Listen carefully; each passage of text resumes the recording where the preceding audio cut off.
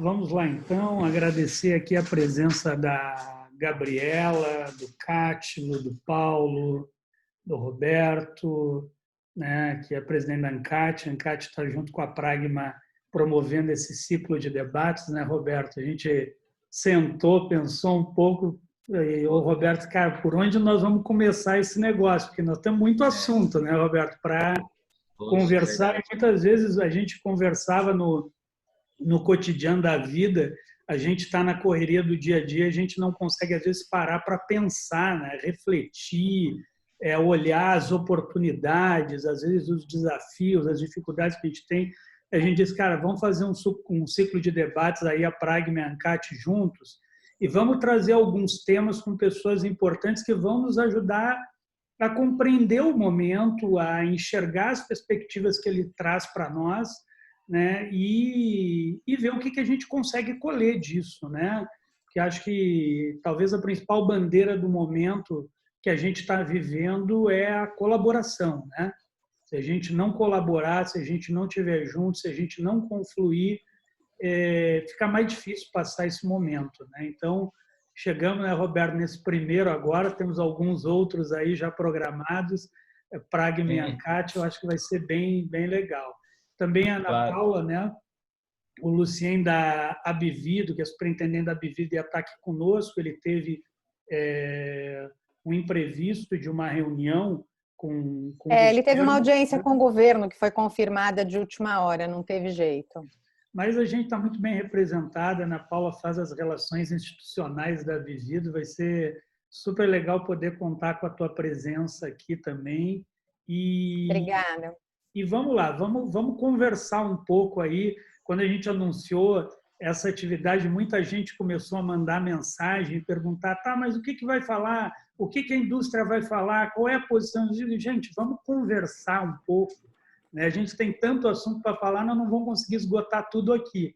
Mas eu já tive a oportunidade de participar de uma atividade com o Paulo, com o Cátilo, de conversar bastante com a Gabriela, com a Ana Paula, né? Eu e o Roberto, a gente tem juntos aí feito, né, alguns movimentos no sentido de colaborar com a construção de perspectivas para esse novo momento. Então, a ideia é a gente realmente conversar um pouco aqui sobre esse momento que nós estamos vivendo, né? E a gente chamou esse ciclo de debates de desafios e perspectivas da reciclagem no Brasil. E aí a gente começa pela ponta de cima dessa cadeia, né? Que é a indústria, quem no final da história toda recebe o material que resulta lá desse esforço e desse trabalho heróico que os catadores fazem todos os dias nas ruas e nas cooperativas desse país e, infelizmente, ainda também em muitas cidades dentro de lixões, né? São mais de 3.000 lixões ainda existentes no Brasil. Então,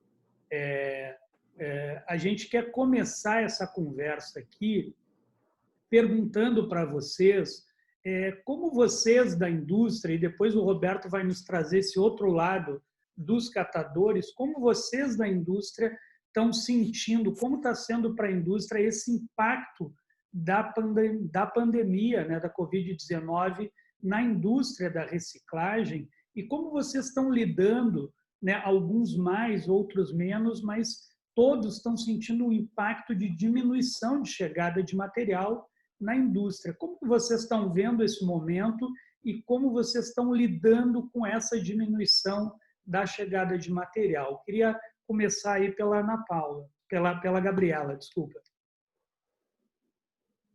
Então, boa tarde a todos, obrigada. Aí, Roberto, Johnny, pelo convite da Associação Brasileira de Papel Ondulado. Eu só queria contextualizar o nosso papel com relação à reciclagem. O abastecimento de embalagem de papelão ondulado do Brasil, ele está bastante atrelado à capacidade de reciclar. 70% dos papéis da fibra que nós colocamos nas embalagens entregues nacionalmente tem 70% de material reciclado. Então, as taxas de reciclagem do nosso setor são muito altas, né? Faz parte de referência já global, nós temos uma taxa de reciclagem de 85%. Então, é uma cadeia muito madura, de longo tempo, e que, obviamente, está completamente dependente desse processo de coleta seletiva, de processos de contratos de destinação de material pós-consumo. E como nós estamos vendo recentemente, aí no momento da pandemia, nós verificamos uma redução importante na disponibilidade desse material. Então, esse material hoje, em várias regiões do país, a gente encontra reduções de disponibilidade variando de 20% a 50%, depende de onde você analisa. Verificamos uma suspensão praticamente de grande porte na coleta seletiva, então essa interrupção ela tem sido de 50% de interrupções. Isso faz com que o setor traga um grande nível de preocupação, porque sem esse material, sem a conversão disso em fibra reciclada, em papel reciclado, nós prevemos uma ruptura na capacidade de abastecer o mercado brasileiro com embalagens de papel ondulado, que são as embalagens de transporte.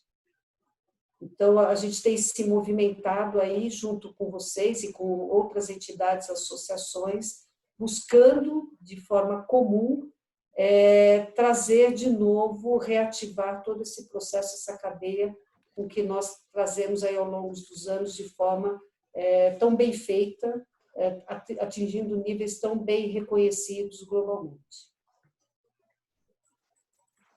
Obrigado, Gabriela. Acho que deixa todos nós apreensivos, né? Essa realidade aí do setor. A gente sabe a importância que esse setor tem, inclusive, né, para a produção das embalagens que transportam os produtos, né? Como se chamar de embalagens secundárias, enfim. Então, acho que é uma preocupação muito grande. A gente sabe a importância e o peso que esse material tem no trabalho dos catadores. Você sabe disso, todas as análises que a gente faz, do ponto de vista, claro, a gente tem uma realidade dos catadores de rua, e o Cátilo vai falar agora, né, a parte do alumínio é muito trabalhada pelos catadores que atuam nas ruas, né? Mas nas cooperativas, todas as análises que nós fazemos, inclusive o anuário da reciclagem aponta isso, nós estamos sempre ali entre 60% e 70% dos materiais recolhidos com essa composição de papéis, papelões, enfim. Então, acho que você traz aqui para a gente é super importante. Obrigado. Vamos ouvir o Cátilo agora um pouco aí do setor do alumínio, das latinhas, né? Como é que está para vocês esse momento aí, Cátilo? Obrigado, Johnny, pela palavra. Roberto, Ana Paula, Gabriela, Paulo, um prazer estar com vocês. E bem dito pelo Johnny, né? É um momento de nós refletirmos o que a gente pode fazer, é um momento de cooperação, um momento de muita integração. Acho que é ideal, tomara que não só nesta live, mas em outras a gente possa estar junto como entidades, juntas, trabalhando a questão da reciclagem. Eu acho que a pandemia, Johnny, como você bem iniciaste, nos trouxe oportunidades, né? Apesar de todo o caos que ela tem sido, não só para a indústria, com queda de volume bastante expressivo, no nosso caso, né, afetando inclusive bebidas, nós vínhamos de um crescimento muito grande, então não era realmente esperado essa queda neste ano, mas todos os problemas, de modo geral, que a pandemia nos trouxe como pessoas, como familiares, como profissionais do nosso setor. Tem sido bastante difícil, então, assim, nós nos solidarizamos com todas as demais entidades, porque não só para nós, assim como para todas, o impacto tem sido bem grande. E nós notamos, primeiro levantamento que a gente fez foi, vamos tentar entender, dentro da nossa economia circular, dentro da nossa cadeia produtiva, quem está sofrendo mais e de que maneira a gente pode ajudar. Então, nós fizemos um levantamento e de pronto procuramos a ANCAT, o próprio Johnny, o Roberto, e vários outros parceiros, identificamos, né, que o problema da pandemia estava nos trazendo um desconforto muito grande para os catadores. E é notório, né, para a lata de alumínio, a gente tem muito pequenos apoiadores, muitas vezes pessoas individuais, autônomos, que fazem um trabalho excelente em todo o Brasil em pró da lata de alumínio e fomentando o nosso ciclo, né, a nossa economia circular. Então, o que a gente viu nos últimos meses e semanas, né? Nós vimos um verdadeiro impacto, quase um colapso sanitário e ambiental, um retrocesso ambiental muito grande em quase todo o país. Muitas das embalagens, não só nossa, mas de modo geral, e resíduos, né, que não deveriam estar indo para aterros e lixões, foram parar em lixões e aterros. Uma queda na renda familiar muito grande de catadores. Uma certa incerteza com relação à legislação e aos cuidados que se deveria ter nessa pandemia. Nós tivemos parceiros como a própria ABAL, Associação Brasileira de Alumínio, através de empresas recicladoras, né, que formaram diversas maneiras, canais de comunicação com cooperativas e até com autônomos, tentando dar um certo conforto com relação à legislação. Houve uma confusão regulatória muito grande, Johnny. De tanto decreto municipal, estadual, daí vinha o federal, daí o municipal ia contra o estadual, que nós fomos procurados diversas vezes para eles tentarem entender, vem cá, eu posso trabalhar, eu estou apto a trabalhar nesse momento. Então, nós tentamos ajudar dessa maneira, tentamos educar o máximo possível também, em parceria com a ABAL, de modo sanitário, a orientação com os cuidados básicos de saúde, o uso do EPI, que antes, em alguns momentos, poderia até ser uma obrigação e agora virou uma necessidade. Então, primeiro cenário que nós visualizamos foi esse, de incerteza, de impacto, de um certo retrocesso ambiental que vinha evoluindo muito bem e, infelizmente, no nosso país agora tivemos que dar alguns passos para trás. Não teve jeito, foi a realidade. Daí, a partir daí, nós tomamos algumas iniciativas. Primeiro, tentar fomentar ao máximo a questão humanitária. Então, através de doações, cestas básicas, apoiamos e cada vez tentamos divulgar ao máximo as ações que a ANCAT está fazendo em pró do catador, das cooperativas, que é o básico do básico, tentar ajudar para que, através da redução da renda familiar, eles tenham pelo menos uma cesta básica e algo de conforto para ter nesse momento. Então, esse foi o primeiro aspecto que nós enfrentamos. E o segundo, junto com várias entidades, a Bevidro está aqui conosco, participou também, mais de 30 entidades em todo o país, começamos uma luta, graças muito, e aqui já agradeço prontamente a figura do Roberto e do Dione, para tentar buscar a essencialidade da coleta seletiva em todo o país.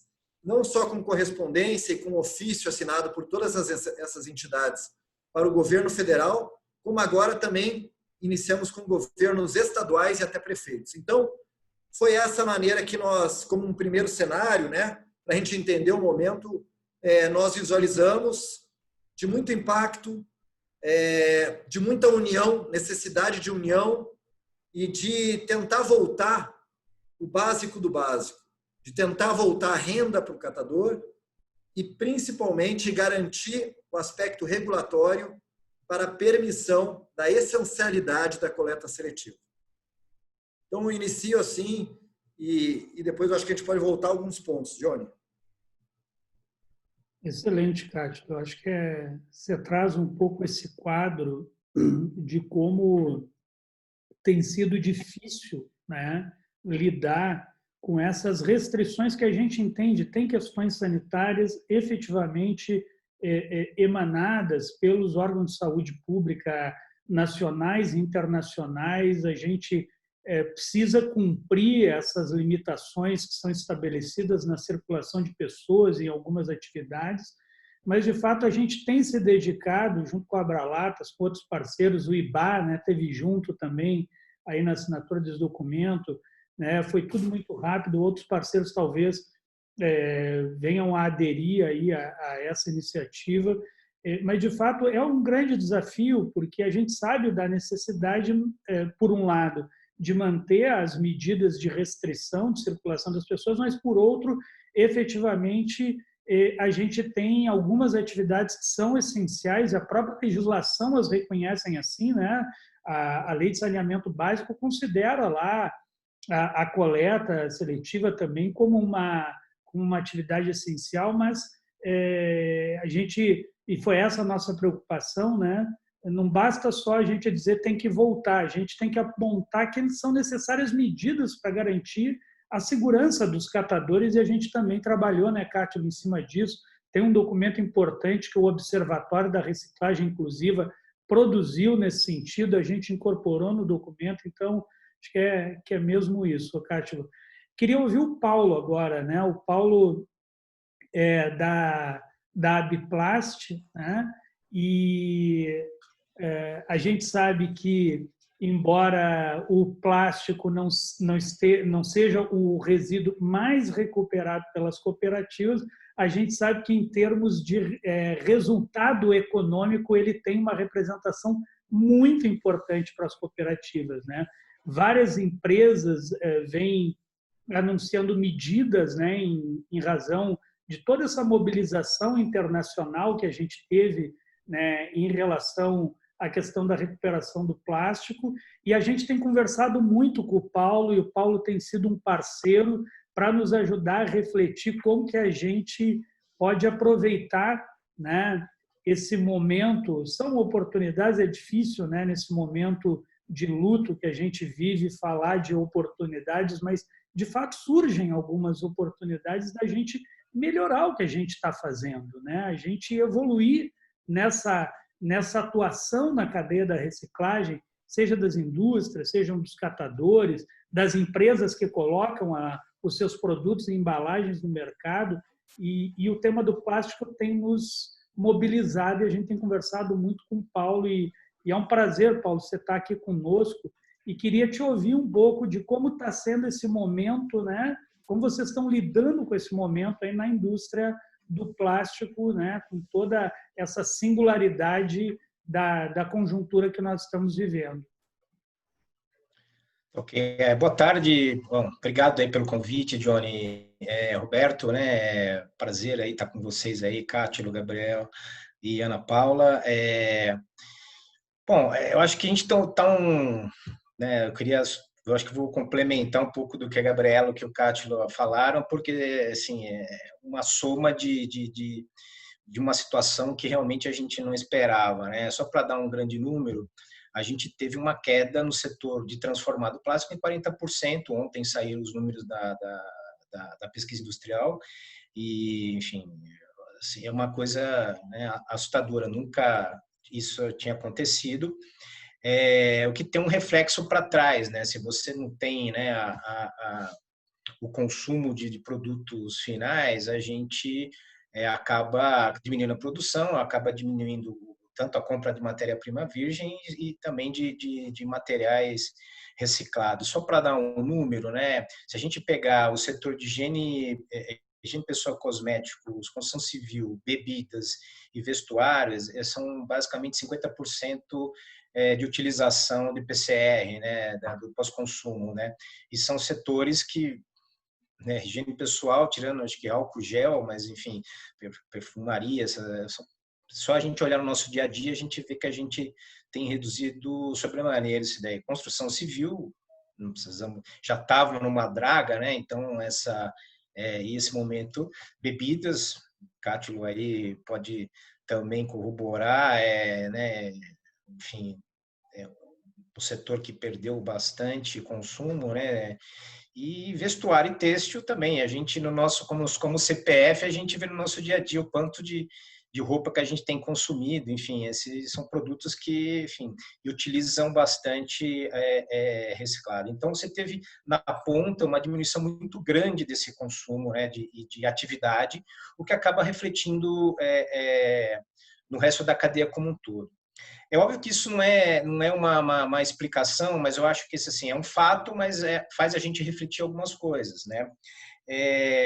eu acho que tudo que a gente está passando aqui, eu acho que é um bom momento para a gente repensar algumas questões, né? Como, por exemplo, será que o modelo de gestão de resíduos que a gente tem não seria um momento ideal da gente repensar? Eu sei que a gente tem questões emergenciais como a segurança jurídica da volta, da coleta, né?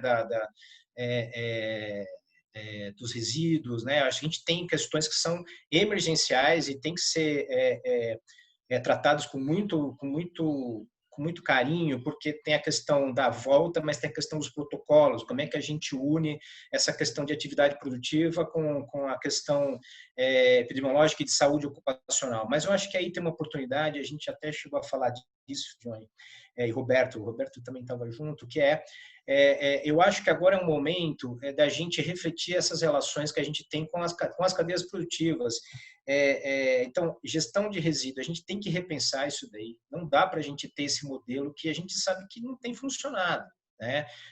Ela ainda tem muita coisa para a gente avançar, porque isso tem reflexo na forma que a gente se relaciona com a cadeia, né? Da forma que a gente trata o nosso fornecedor, né? A gente tem que ter um novo olhar para o fornecedor, né? Pensando como indústria, o catador, a cooperativa, ele é um fornecedor, ele é o principal fornecedor de matéria-prima dos nossos produtos, né?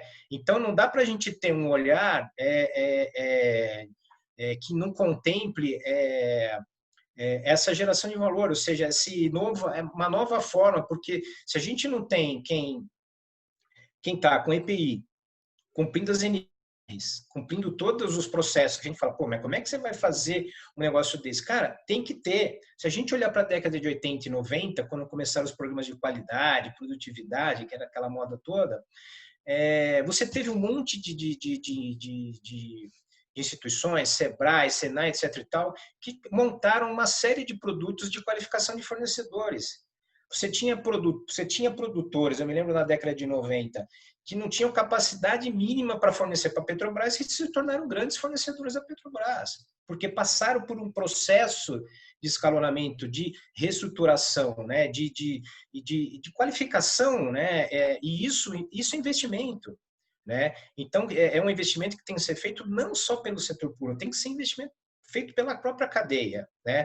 Agora, e aí quando eu falo da gestão de resíduos no geral, é que assim, imagine se a gente pega todos os setores num programa de qualificação de catadores e de cooperativas e monta um programa multissetorial, né? Focado. Não estou falando dos investimentos de coalizão, dos investimentos. Estou falando de uma coisa que vários setores fizeram no passado e que não é nada novo. São coisas que dariam para fazer. Eu acho que esse novo olhar da gestão e dos catadores, das cooperativas como fornecedores é fundamental. E a gente tem ferramentas hoje muito acessíveis para a gente, né? A gente conversou sobre aplicativos, sobre formas de investimento como se fosse uma bolsa futura de materiais. Eu acho que essa engenharia está no mercado, está muito fácil. O problema não é esse. Eu acho que falta um pouco a gente sair um pouco desse retângulo que a gente está aqui e a gente tentar começar a pensar, deixar esse retângulo um retângulo só de todos nós aqui. E outra coisa é a questão da nossa relação com o consumidor. Eu acho que hoje, né, a gente olhando como CPF, a gente está desembalando muito mais coisas em casa do que a gente desembalava antes. O unboxer, a experiência do unbox que o Steve Jobs trouxe para a gente em algum momento, a gente vive no todo dia, ou abrindo o Rappi, ou abrindo uma coisa que você comprou, um livro, qualquer coisa que você comprou, você vai tirar lá, você vai ter que higienizar, então você tem uma relação afeto uma outra relação com a embalagem, você vai ter que limpar aquela embalagem. Então, será que isso não pode nos dar um efeito pedagógico de começar a valorizar a embalagem, de entender o valor da embalagem, que aquilo tem valor e que quando eu higienizo ela, que é o exemplo clássico que a gente está tendo agora, isso me dá um efeito pedagógico que, não joga fora isso, cara. Coloca destina corretamente, coloca no outro lugar, começa a ter uma relação diferente. Então, eu acho que assim, a gente tem de saída três novas formas de pensar o resíduo, a forma de atuar com os fornecedores e como é que a gente usa esse modelo pedagógico dos consumidores para eles terem essa relação e esse novo comportamento em relação à embalagem. Vou me ficar por aqui para a gente dar tempo para todo mundo falar. Boa, Paulo. Sempre bom conversar com você. Acho que as nossas conversas, você tem trazido um pouco essa questão.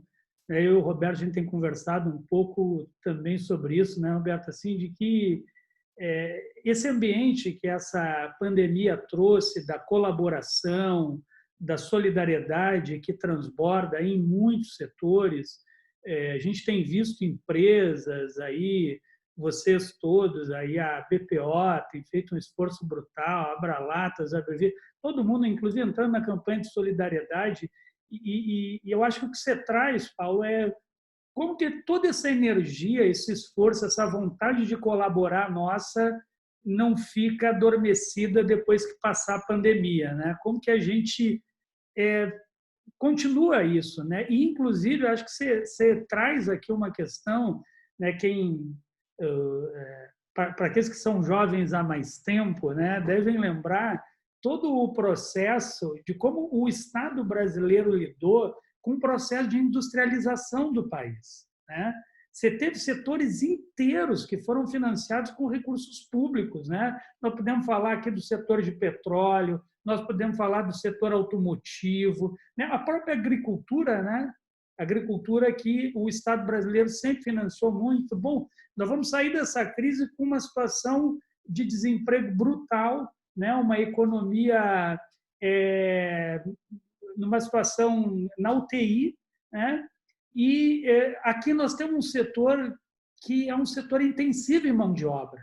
Será que esse setor, por ser um setor intensivo em mão de obra e também pelas questões sanitárias, tendo em vista que o resíduo ele é um vetor de transmissão, e aí os catadores até dizem, né? Pô, os caras estão dizendo que é um vetor de transmissão do vírus. A gente trabalha dentro de lixão há muitos anos, tem vários outros vírus que são levados e parece que só agora está todo mundo enxergando, né? Então, acho que o que você traz, Paulo, é muito importante, porque tem a ver com uma discussão mais estrutural, né? Nós temos uma cadeia intensiva em mão de obra com oportunidades que alinham o nosso país, inclusive com um debate internacional relacionado à questão ambiental e que pode nos colocar num outro patamar. Eu acho que eu queria depois retomar essa conversa aí, Paulo, porque eu acho que ela é muito importante para nós. Obrigado. Vamos ouvir a Ana Paula, né? A Ana Paula, a gente tem trabalhado aí também bastante com a Abvidro. Queria te ouvir também, Ana Paula, um pouco como está sendo para vocês, como vocês estão sentindo, qual o impacto que vocês estão tendo agora nesse momento aí de diminuição de volume de resíduos. Enfim, vamos ver, Ana Paula. Bom, a gente, como os outros setores, teve um impacto bastante grande a questão da pandemia. Houve uma redução de consumo, lógico, houve uma redução de compras de embalagem. Mas eu acho mais importante do que tudo isso que nós estamos falando agora, contextualizar uma questão que é uma ferida nossa, como um todo, na questão da reciclagem. A pandemia, eu estou dizendo isso em vários lugares e vou dizer aqui, a pandemia ela não trouxe nada de novo, a não ser as questões do medo de um vírus novo. A pandemia evidenciou as chagas que a gente já tem. Num país como o nosso, que tem baixo saneamento, num país nosso que tem um atendimento muito precário das questões sociais, e basicamente na questão da reciclagem ficou muito evidente o quanto esta cadeia e o quanto os catadores conceitualmente estão mal posicionados, como a gente os posiciona mal. Por que eu digo isso? Me dá uma profunda angústia quando a gente vê a questão da catação, né? Eu valorizo muito a inclusão, acho que essa forma foi uma forma brilhante de unir o útil ao agradável, mas eu enxergo também uma dificuldade que a gente tem em tangibilizar o trabalho do catador, em tangibilizar o trabalho da cooperativa. Quando a Loga passa aqui na porta da minha casa, ou a Estre passa aqui na porta da minha casa, e quando um município paga para uma Solvi coletar o lixo, é bem tangível, ele vai coletar aquele lixo, ele vai dispor num aterro, todos esses serviços são pagos. Quando recai na cadeia do catador, a gente quer supor que o resíduo em si pague todos os serviços que ele presta. E isso ficou muito evidente agora, porque como o material não está circulando, a atividade dele deixou de ser remunerada. O negócio não se sustenta. A gente vê cooperativa abrir e fechar o tempo inteiro por conta de que o negócio não é sustentável. E ele não é sustentável porque a gente até hoje não conseguiu embutir na cabeça de todos que o resíduo não tem valor em si, ele é uma prestação de serviços. O valor do material é um plus da equação econômica. O que basicamente é remunerado é o trabalho. E o trabalho hoje não vem sendo remunerado. As cooperativas tentam se equilibrar numa equação econômica onde o material remunere a operação. Então, essa é uma coisa que eu queria deixar assim, para o debate, queria ouvir vocês todos, de que nós, setor produtivo, precisamos ter uma clareza com isso e conceituar melhor o trabalho das cooperativas, porque a gente tem que trazer para um modus operandi, onde as relações não são de humanitárias, não são de boas intenções, elas são comerciais, eles têm um negócio, esse negócio precisa ser remunerado e hoje a conta não fecha justamente por isso. A Abvidro tem participado de uma série de ações aí, as próprias indústrias têm feito com a preocupação de tentar manter a cadeia, para a cadeia não desarticular nesse processo, porque a gente demora 10, 20 anos para conseguir uma cadeia. A gente está com uma demanda reprimida de vidro enorme nas fábricas. Para todo mundo que está ouvindo, nem sei se todo mundo sabe, o vidro não pode desligar a fábrica, não pode desligar o forno. E a gente, para poder fazer esse forno funcionar, precisa de caco nesse momento, mesmo sem consumo. E esse caco não está chegando, está bastante complicada a nossa situação e evidenciou para a gente, mais uma vez, a necessidade que o Paulo brilhantemente colocou aqui, que é repensar essas relações, repensar como é que a gente estabelece essas relações.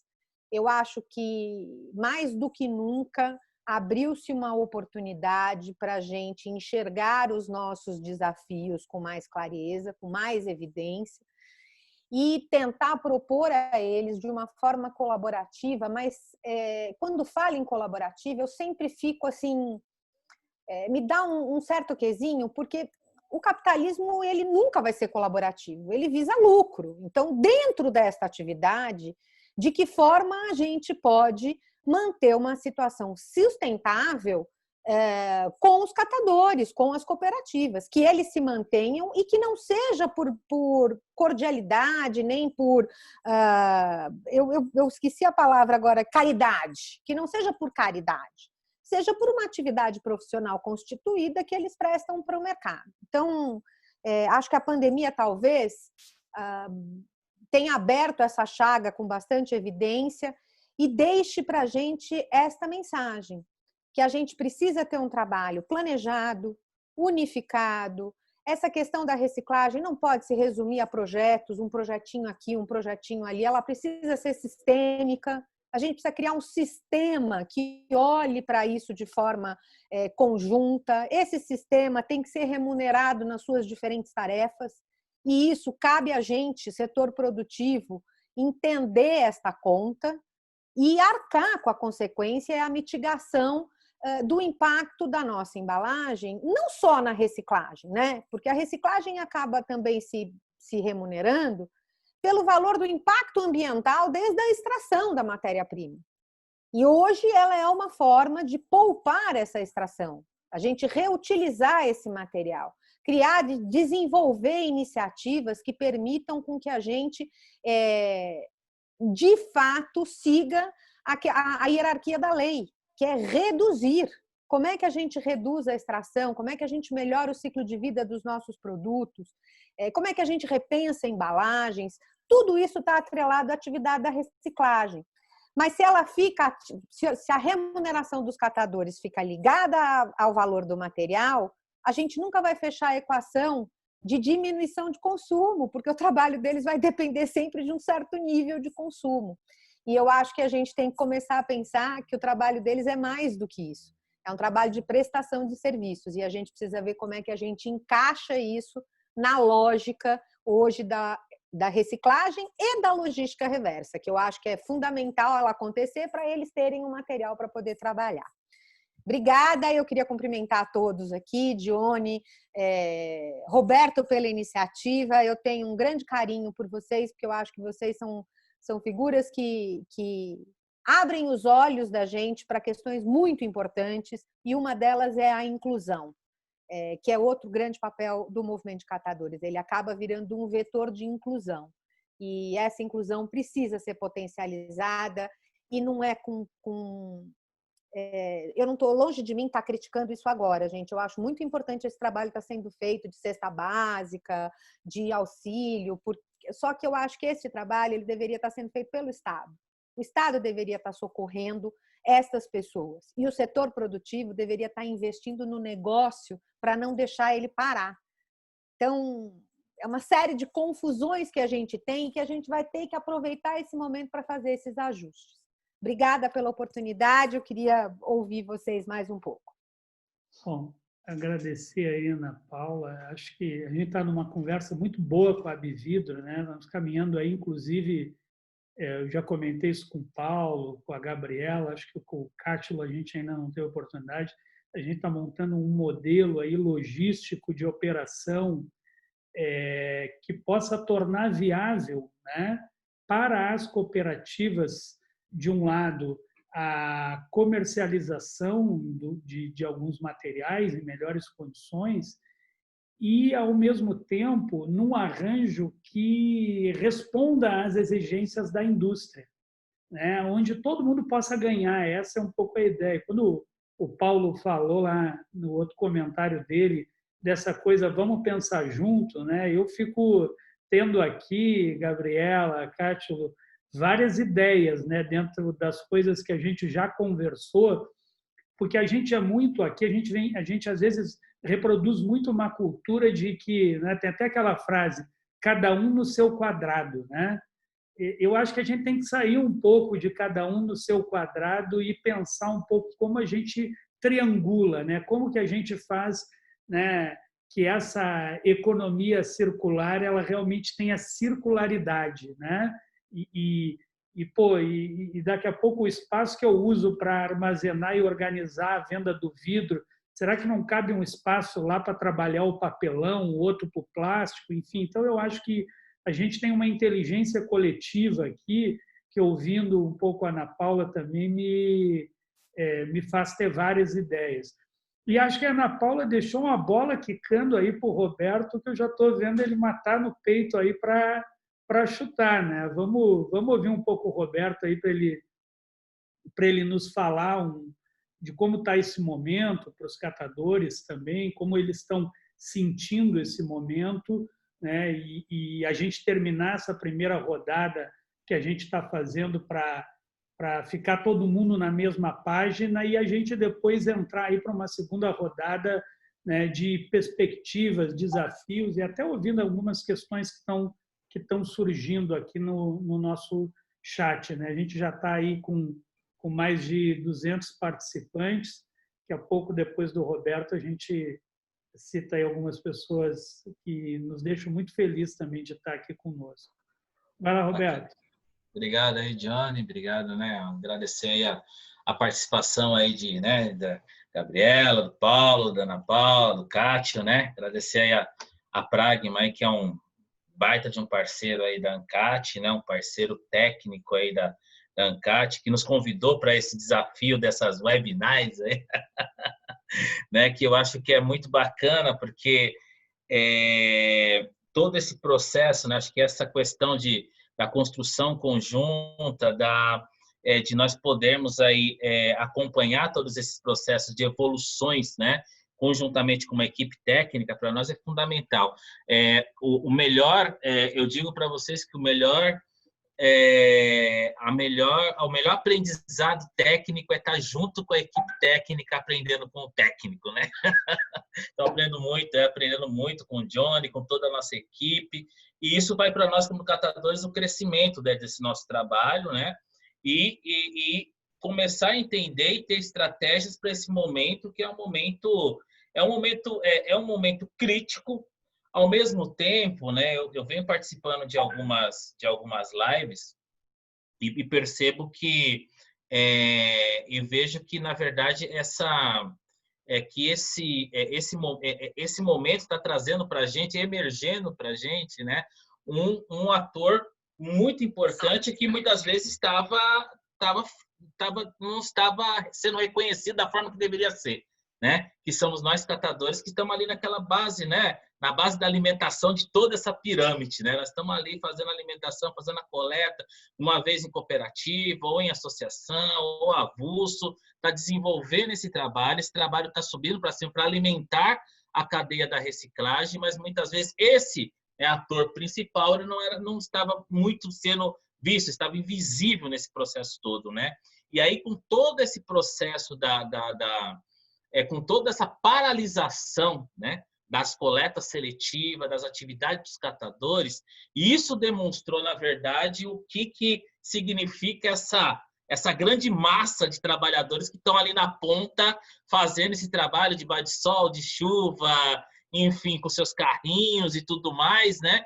Então, assim, essa massa, a importância dela, quando a alimentação da cadeia da reciclagem começou a se declinar, né? E aí veio, na verdade, as nossas conversas com vários setores da indústria, né?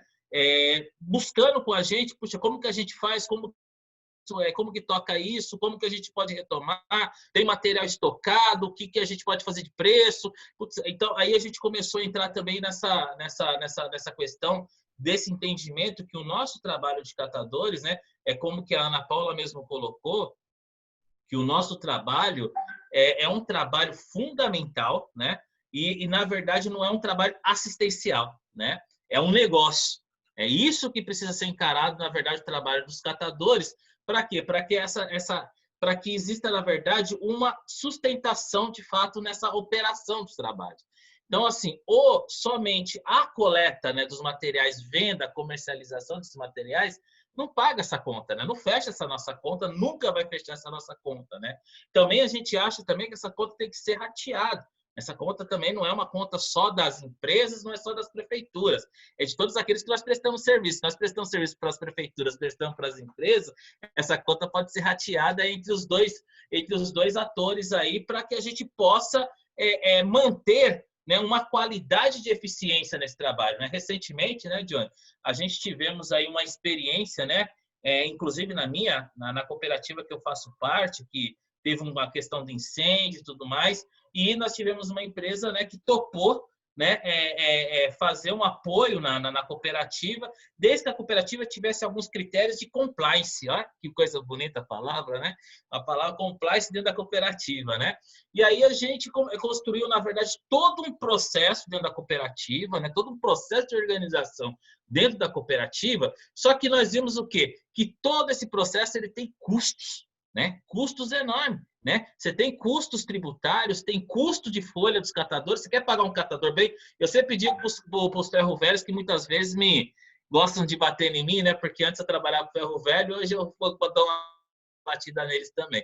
Eu digo para os o seguinte: olha, se vocês querem continuar com suas atividades com os catadores, eu não estou criticando isso. O que nós estamos dizendo é o seguinte: vocês querem continuar? Então pague da forma que deve ser pago esses catadores, né? Registre esses trabalhadores, pague os benefícios trabalhistas para esses trabalhadores, enfim, faça o que tem que ser feito para esses trabalhadores.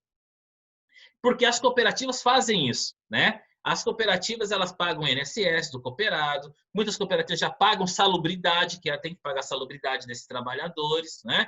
Então, tem vários custos que são envolvidos aí, contabilidade, contadores, né, dessa cooperativa, paga advogados, porque as cooperativas também têm problemas trabalhistas, né? Então, assim, não só problema trabalhista, tem problemas de várias naturezas. Então, de qualquer forma, uma cooperativa, ela tem um nome na sua finalidade como cooperativa, ela tem sua essência de cooperativa porque ela trata tudo no seu coletivo, ela reparte seus, né?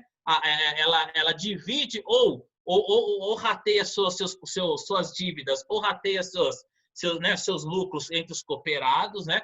Porém, as suas obrigatoriedades é igual, na minha opinião, hoje, inclusive com a nova lei do cooperativismo, da cooperativa de trabalho, onde as cooperativas de catadores se enquadram, ela é igual para todo mundo. Ela não tem, ela não diferencia muito a nossos custos com o custo de uma empresa comum, né? Então, é fundamental nesse tema, que nesse momento que nós estamos aí com esse trabalho, com esse, né, nesse momento da pandemia, nesse momento todo que nós estamos discutindo toda essa questão. Inclusive, eu escuto muito, né? É importante que os catadores se profissionalizem, né? A gente até falou aqui um pouco disso, né? É importante que se qualifique os catadores, é importante, gente. Mas se não tiver dinheiro nesse jogo para manter a estrutura dos catadores, pode qualificar, pode tal, etc, etc, que vai ter custo.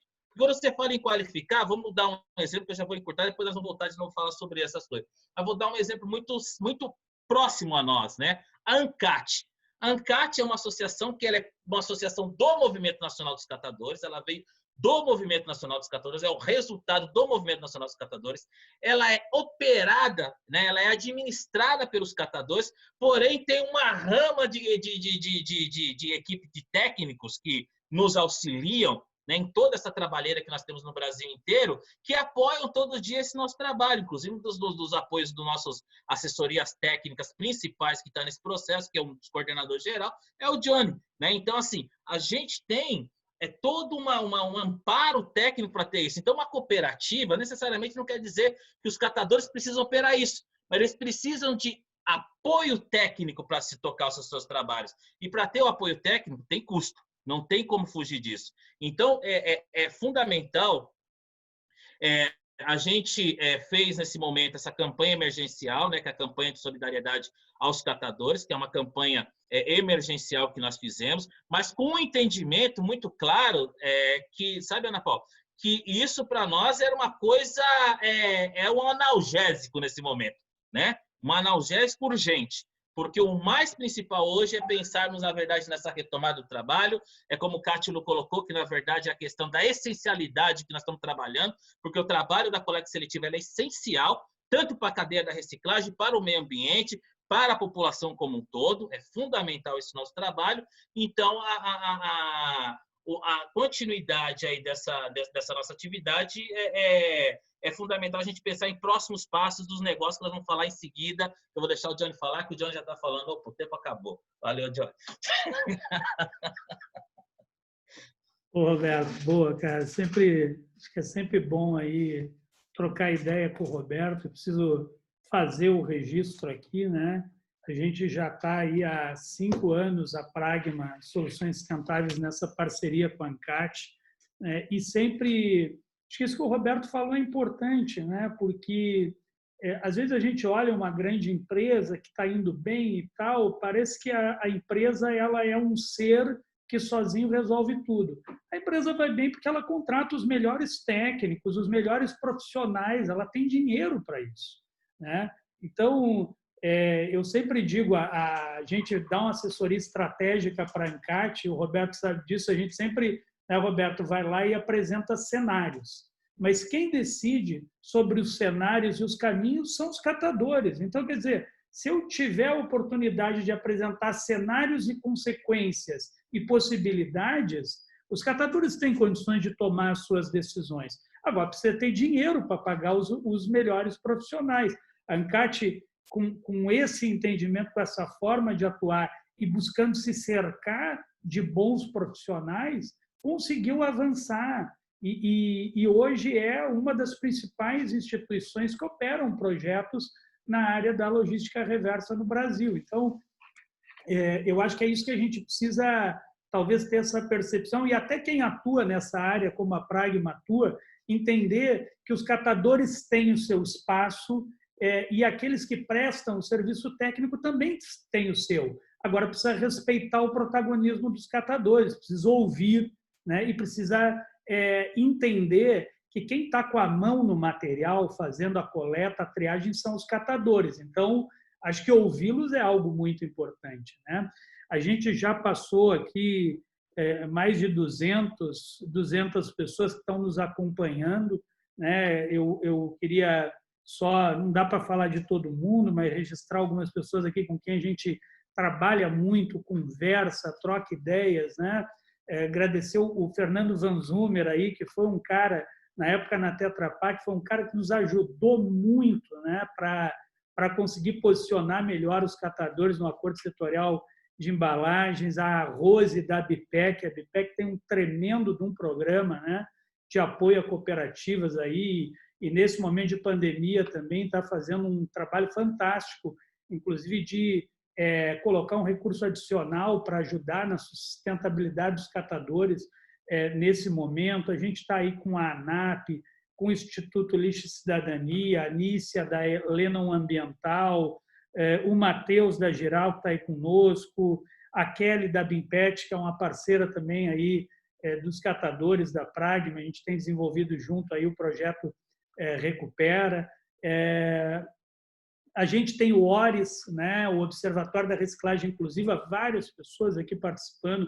O ORIS produziu um documento muito importante, né, de orientações de como tratar nesse momento de retomada das atividades, né, uma série de procedimentos que precisam ser adotados. Eu aconselho quem não teve acesso ainda buscar esse documento, é um documento muito rico, né?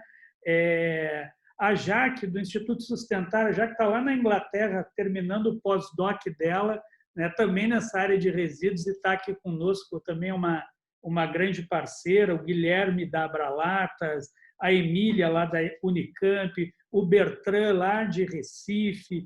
A gente tem gente do Sul, do Norte, né, o Arildo, presidente da Unicopas. Enfim, agradecer a todo mundo, desculpa, não dá para citar todos aqui, mas é muito bom estar com vocês aqui fazendo esse debate, porque a gente também consegue, com isso, ampliar conhecimento e informação a respeito do setor.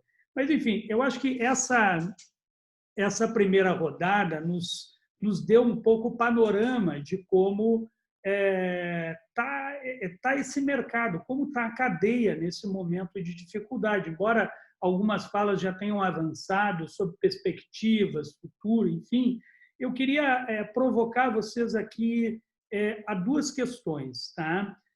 Primeiro, algumas questões que foram levantadas aqui, tá?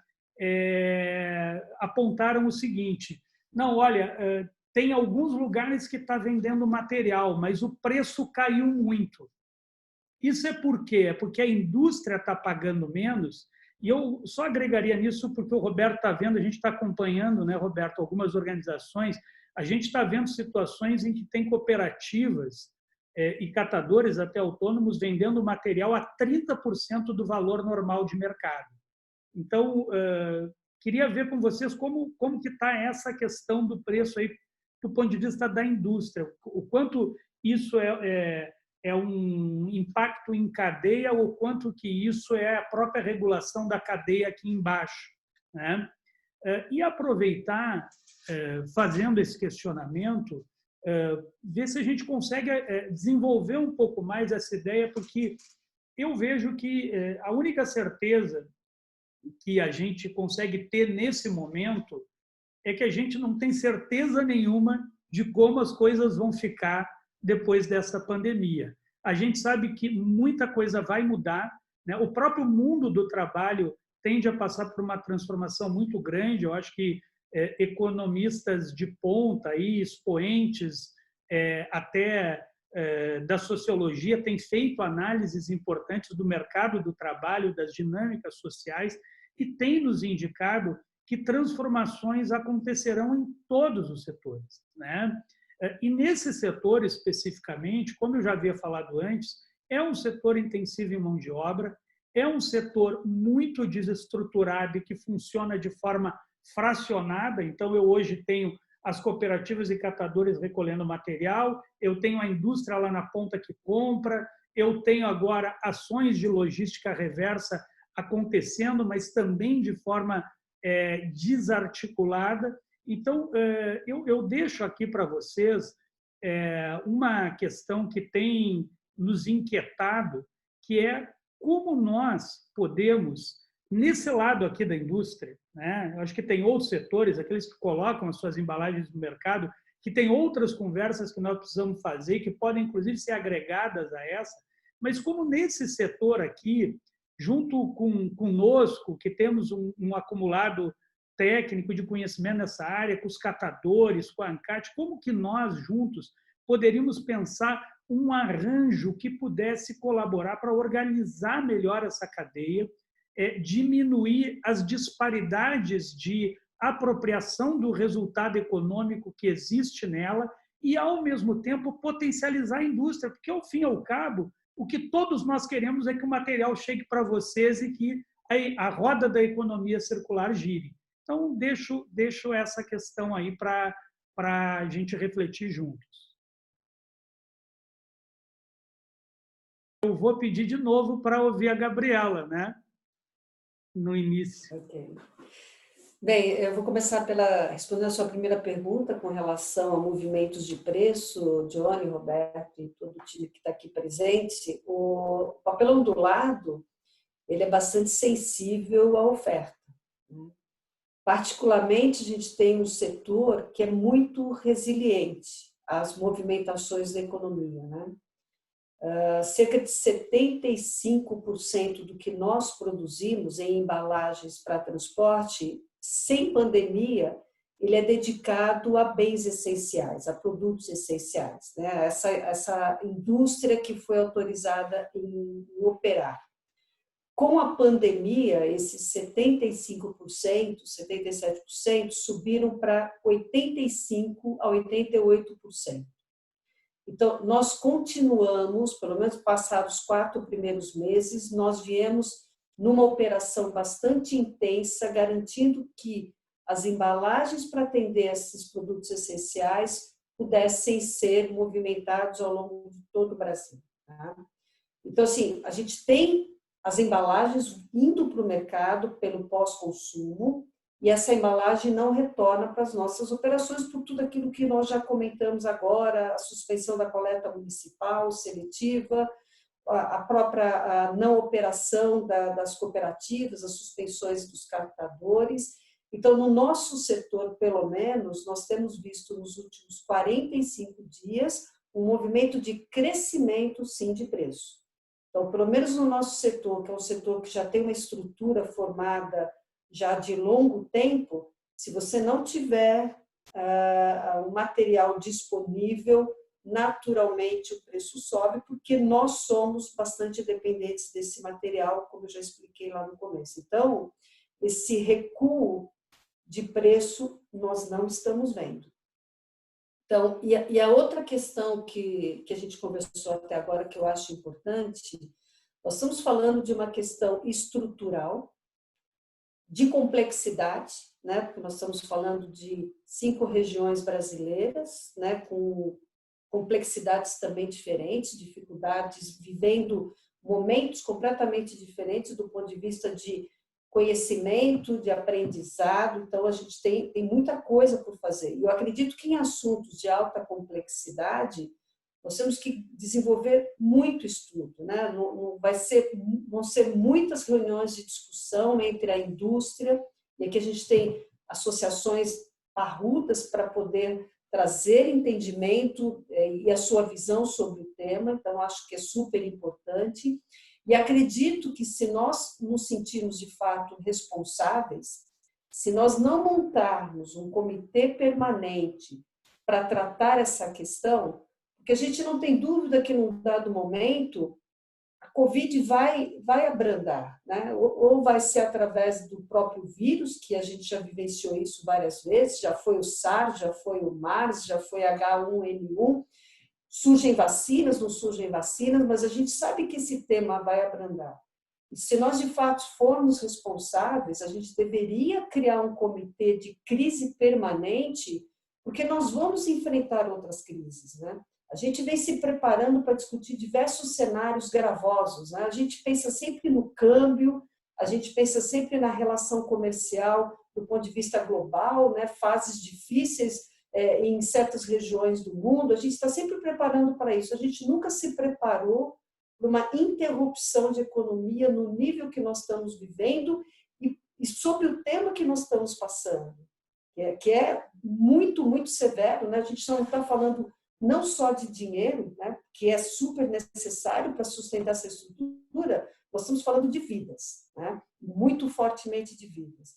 Então, o que eu falo assim, dentro do setor, nós nos reunimos, as associações ligadas ao setor, então hoje nós temos a IBAR, que é a Indústria da Árvore, a BPO, a Associação Brasileira de Papel Ondulado, nós convidamos a Associação Brasileira Técnica de Celulose e Papel, a BTCP, nós convidamos também a ANAP, que é a Associação Nacional dos Aparistas, e para nós nos unirmos para discutir realmente quais serão as soluções que deverão ser transitadas, experimentadas, estudadas, planejadas, para que a gente realmente tenha aprendido com esse momento que a gente tem que desconstruir o modelo existente para surgir um modelo que seja viável economicamente, socialmente, e ambientalmente a gente já está dentro, nessa cadeia da reciclagem.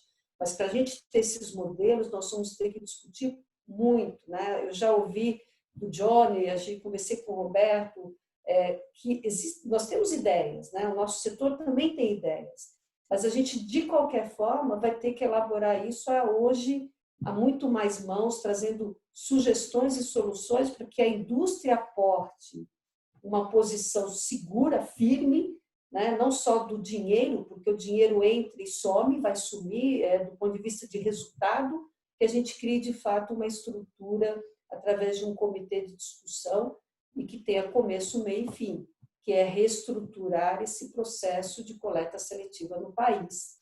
Começando sempre pelo bom, né? O perfeito a gente não vai entregar rápido. Então, começando por alguma coisa que seja boa, que faça parte de uma transição do momento que nós estamos vivendo para um momento melhor, mas que tem grande possibilidade de voltar, né? Com outras pandemias ou com outros temas também sérios do ponto de vista econômico. Mas acho que a gente vai ter que se preparar diferente do que nós fizemos, pelo menos para viver esse momento. Muito bom, Gabriela. Acho que você lança um desafio aí para todos nós, né? De fato, isso é um pouco da nossa natureza, né? Quando a gente está em crise, a gente começa a pensar em solução. A crise passa, a gente bota as ideias na gaveta e segue de novo, né? E aí, quando aparece outra crise, a gente até esquece que tem alguma solução na gaveta e começa a inventar outra nova, né? Então, eu acho que esse desafio que você nos lança aqui, eu já queria agregar aí para os próximos comentários que a gente vai ter da Abralatas, da Bividro, da Biplast,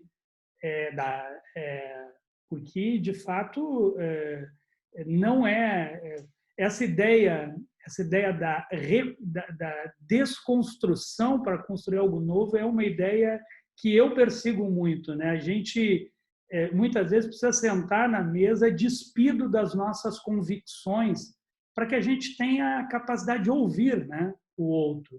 E isso é muito importante, porque é uma cadeia complexa. Como você falou, nós estamos falando de um país continental, de um país que está com boa parte da indústria da reciclagem, né, concentrada na região sudeste do país, né? Quando a gente, por exemplo, trata com a questão do resíduo na região norte, a gente sabe as dificuldades que se encontram muitas vezes para tirar uma carga de lá. Por isso que, né, vários materiais continuam sendo enterrados, porque não tem fluxo. Então, acho que eu colocaria e agregaria as duas questões que eu levantei, esse tema trazido para a Gabriela, né, como um desafio para a gente, de talvez como um dos frutos desse nosso primeiro diálogo, a gente abrir uma mesa de diálogo que nós não sabemos onde ela vai dar, mas o que eu sei é que a gente vai aprender junto nessa mesa e vamos poder identificar o que a gente pode fazer junto. Nem tudo nós vamos fazer junto, mas algumas coisas pode ser que seja bom para todo mundo fazer junto, né? Então,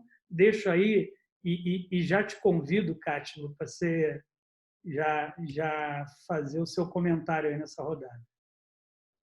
Obrigado, Johnny.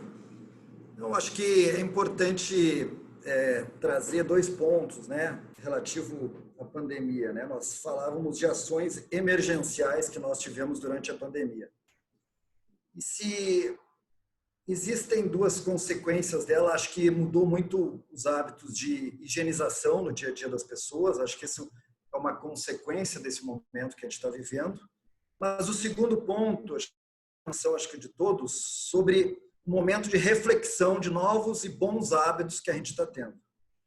E falando em bons hábitos, a gente começa a pensar numa mudança de modelo que a gente pode ter, principalmente na economia brasileira. Eu acho que a gente tem uma oportunidade gigante agora de transformar a economia brasileira numa economia mais verde, mais moderna e que ajude a cadeia do modo geral. Isso pode parecer super complexo, mas o roteiro é simples. É simplesmente transformar os desafios ambientais que a gente tem em oportunidade. Como que a gente pode fazer isso? Pelo menos nós, na Abralatas, a gente acredita muito nessa transformação da economia linear para circular, deixar de lado aquela ideia antiga da Revolução Industrial, extrair, explorar e tal, para trazer a redução, reutilização e reciclagem. E eu acho que existem modelos no mundo todo, a gente não precisa criar tudo, né? Tem modelos no mundo todo que a gente pode pelo menos analisar, seguir ou pegar como exemplos. Então tem vários países do mundo que têm utilizado os novos modelos para transformar suas economias. Bem que o Roberto falou, nada se faz se não mexer no bolso, se não tiver o aspecto econômico envolvido, em transformar a economia linear para uma economia circular. Nós temos vários. A gente tem o Closing the Loop na Europa, a gente tem o Green Deal, que é o novo pacto ambiental, pacto ecológico ambiental europeu. Nós temos o Zero Waste Goal na Califórnia, nós temos o Circular Economy da China, que desde 2009 utiliza os 3R como princípio básico.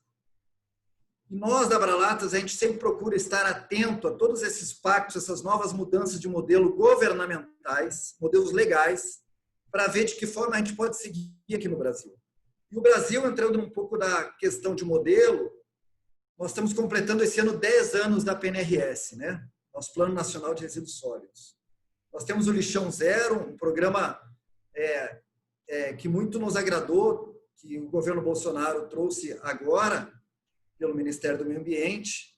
Nós temos uma ótima inovação, que foi o RenovaBio, um instrumento para incentivo de biocombustíveis excelente. Então, assim, o Brasil não ficou para trás em termos de trazer legislações que possam apoiar novos modelos econômicos. Mas eu acho que, como foi bem dito pelo Paulo, pela Gabriela, enfim, a gente realmente chegou no momento. E acho que o momento é propício. Eu acho que esse é o principal ponto que a gente gostaria de trazer, que com essas mudanças de hábitos, com as pessoas lidando diretamente com os lixos dentro das suas casas, as pessoas enxergando os lixões cada vez mais enchendo, agora a gente tem uma oportunidade de ouro de unirmos todos os setores em prol de uma cooperação para alinharmos um novo modelo para o Brasil. Importante trazer governos, não só entidades, iniciativa privada, mas principalmente com cooperação internacional, mas trazer governos, prefeituras, governo federal, governo estadual. Esse modelo, nós não temos todas as respostas para ele, mas a gente tem alguns caminhos que, olhando para fora, a gente viu que funcionam, que poderiam ser trabalhados aqui. Nós estamos fazendo um esforço, não só na pandemia, mas desde antes já, para ver que cada vez a gente aproxima mais.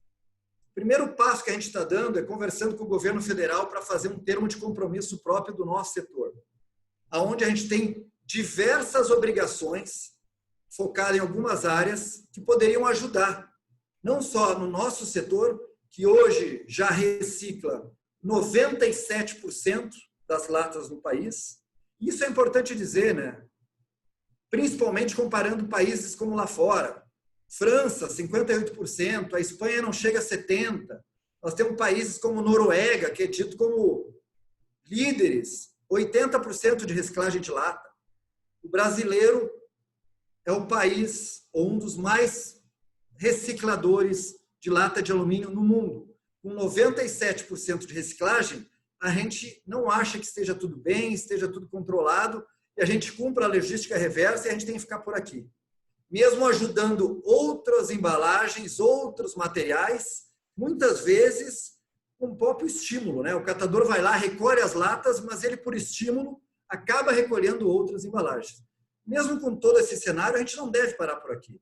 A gente acredita muito na construção de uma nova cultura de lidar com resíduos sólidos. Através da indústria, o diálogo da indústria com o comércio, principalmente, a gente acredita em investimento em educação ambiental para mudar os hábitos. E veja que é importante agora, nós estamos num momento de mudança de hábitos, para mudar os hábitos dos consumidores com relação a lixo. E nós temos uma outra oportunidade que chega junto, está chegando cada vez mais aos poderes de consumo, a geração Y, a geração G, são novas gerações que, diferente de todos aqui, pelo menos aqui dos meus colegas, já vêm com um DNA de sustentabilidade de sangue. Essa geração está cada vez mais chegando ao poder de compra agora.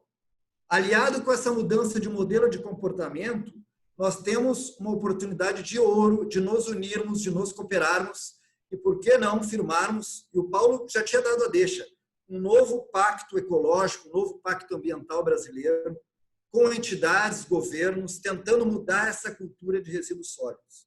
Eu acho que tem diversas coisas que nós, tinha citado antes, né, como o Latas, podemos fazer. Nós estamos trabalhando num grande plano para diminuir cada vez mais e aproximar os catadores e as cooperativas da própria indústria. Os nossos centros de coletas, durante a pandemia, trabalharam o tempo inteiro. Infelizmente, Johnny, caiu o volume e caiu o preço. No nosso setor, o preço é calculado em cima de qualidade e de cotação de bolsa internacional, mas caiu. Mas nós não deixamos de trabalhar. Como é que a gente pode melhorar? E aí é um dos focos que a gente tem tido e nós vamos começar a trabalhar com o governo e esperamos trabalhar com todos aqui nesse call. Tentar cada vez mais usar a tecnologia e aproximar os catadores ao centro de coleta para acabar, ou pelo menos diminuir, os atravessadores, aparistas, sucateiros, cada um usa um nome, em cada região do Brasil se usa um nome. Mas cada vez mais, se nós aproximarmos a indústria, nós, através dos centros de coletas que a gente tem pelo país, são mais de 38 centros de coletas no país e mais vários pequenos parceiros que nós temos dos catadores, oferecendo para eles tecnologia de rastreabilidade e de maior rentabilidade, e aí eu entro no ponto do Roberto, não adianta o catador ficar caminhando, vamos dar um exemplo aqui de Brasília, por exemplo, em toda a asa sul, em toda a asa norte, não adianta o catador ficar caminhando em todo o bairro do Partenon, em Porto Alegre, Johnny, ou em todo o Leblon, no Rio de Janeiro, para ir atrás das latinhas, para ir atrás do vidro, para ir atrás do papelão, para ir atrás do plástico. Nós temos que fomentar maneiras, e talvez a via tecnológica seja uma delas, não estou dizendo que é a principal nem a única, de melhorar a rentabilidade. Talvez ele não precise caminhar durante toda a Asa Sul, talvez ele vá em 3 pontos e colete, através de um app, através de tecnologia, muito mais se ele caminhar durante vários quarteirões. Então, acho que a tecnologia vem ajudar. O consumidor está no momento certo, porque as novas gerações que estão chegando ao poder de consumo têm sustentabilidade no sangue. Nós estamos mudando o nosso modelo e eu acho que a gente tem algumas oportunidades agora para unir governos e entidades. A Abralatas sempre pensa e sempre pensou não em modelos sociais, em modelos de ajudar dando dinheiro agora para comprar cesta básica. A Engeno pensou assim, isso foi uma situação emergencial, e para a situação emergencial a gente utiliza de maneiras excepcionais. A gente acredita na transformação de cooperativas, principalmente prestadores de serviços, e principalmente transformando catadores em agentes ambientais. Quem mais de meio ambiente são os catadores. Mais que às vezes os professores no colégio. O catador está de frente para o lixo. Ele pode ser um grande e importante aliado para ser os nossos agentes ambientais no futuro. E dinheiro, Roberto, a gente fez um levantamento através de uma pesquisa europeia. O ano passado, 2019, foram destinados entre governo e iniciativa privada 31 trilhões para a questão da sustentabilidade. 32% a mais do que 2018. Isso mostra que o dinheiro está aí. O que está acontecendo é que ele não está chegando de maneira certa. Não está havendo cooperação e não está chegando para quem precisa. Então, acho que os 31 trilhões que o mundo coloca em sustentabilidade, com essa nova geração de poder chegando no consumo e com a união de todos esses quadradinhos que nós temos aqui, a gente tem uma oportunidade de ouro agora, durante a pandemia. Se a pandemia está nos trazendo algo de bom, é isso. Oportunidade de mudança para a gente revolucionar e montar não só um Green Deal europeu. Por que a gente não faz o Green Deal brasileiro? Um pacto ecológico, um pacto de sustentabilidade brasileiro. Deixo a oportunidade aí para provocar os meus colegas. Obrigado, Cátilo. Acho que você já deu um passo a mais aí. Acho que é importante a sua fala. Acho que a gente... alguns comentários estão vindo aqui, Gabriela, estão dizendo, pô, que legal essa coisa aí que a Gabriela está propondo, vamos fazer o comitê. Agora o Cátilo já está falando do pacto aí. Eu gosto da ideia também, entendeu? Principalmente se a gente fizer isso num pacto da indústria com os catadores, sem ninguém no meio do caminho, né? Então, essa conexão direta, né? É importante. A cadeia é repleta de outros atores, e eu até outro dia conversando com a Gabriela, às vezes tem alguns atores que dizem, não, mas se os catadores avançar aqui, pode tirar o nosso espaço e ali.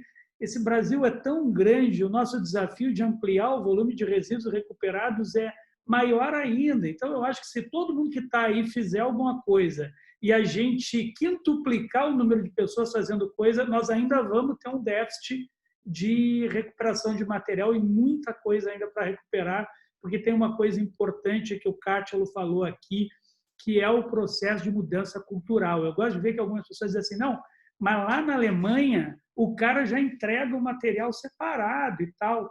Lá na Alemanha, se o cara não botar o material separado para a coleta, ele dá uma multa, né? Então, a gente, inclusive, tem um déficit regulatório em relação ao papel do consumidor, considerando o princípio da responsabilidade compartilhada na Política Nacional de Resíduos. É um tema que todo mundo fica um pouco com medo de tocar, porque significa mexer com todo mundo, com o conjunto da sociedade.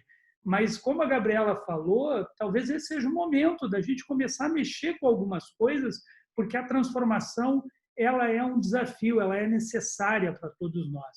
E aí, pegando esse acumulado da Gabriela e do Cátilo, eu queria passar para o Paulo aí, que também levantou essa bola já na sua primeira fala aí, para a gente ouvir um pouco ele. Acho que a gente tem várias convergências aí. Eu acho que o momento como diz, de compaixão e de união.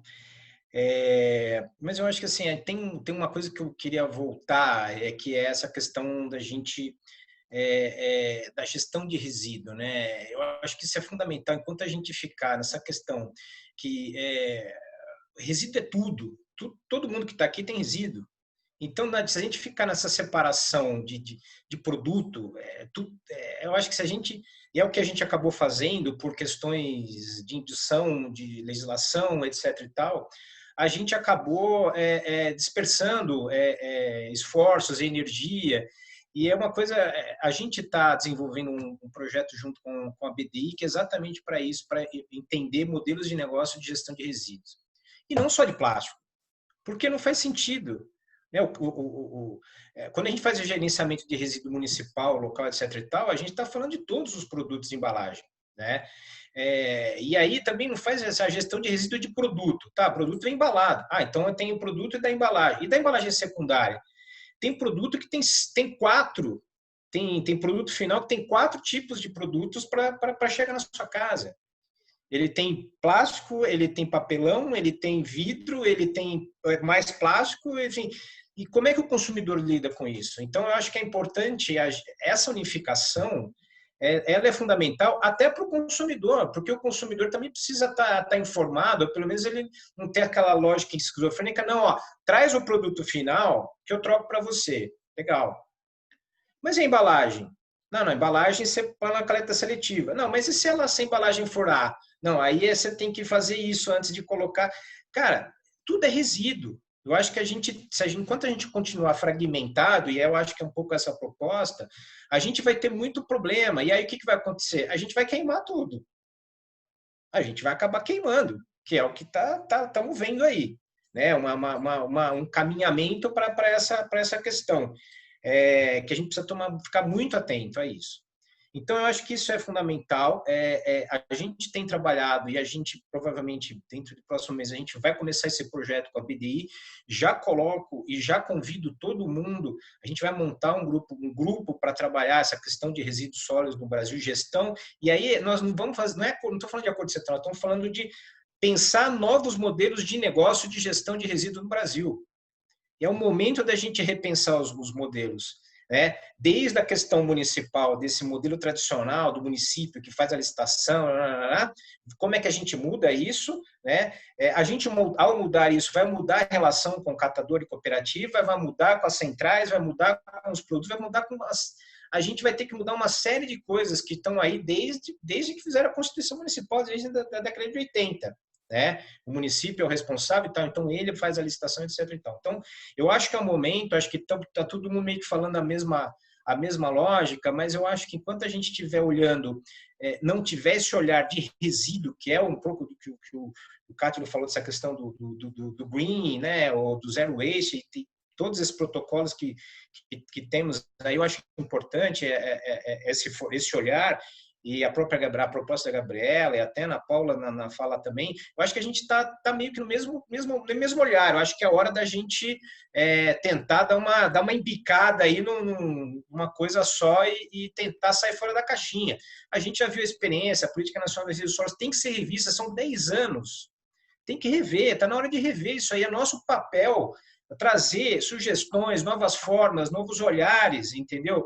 A gente viu hoje um novo termo de cooperação que trouxe alguns avanços, que é da reciclabilidade, que é de ter mais material com mais facilidade de reciclagem e tal, mas ainda com um pouco de esse olhar de produto e não de resíduo e tal. Mas eu acho assim, a gente tem que caminhar. Isso é função um pouco da gente institucional, né?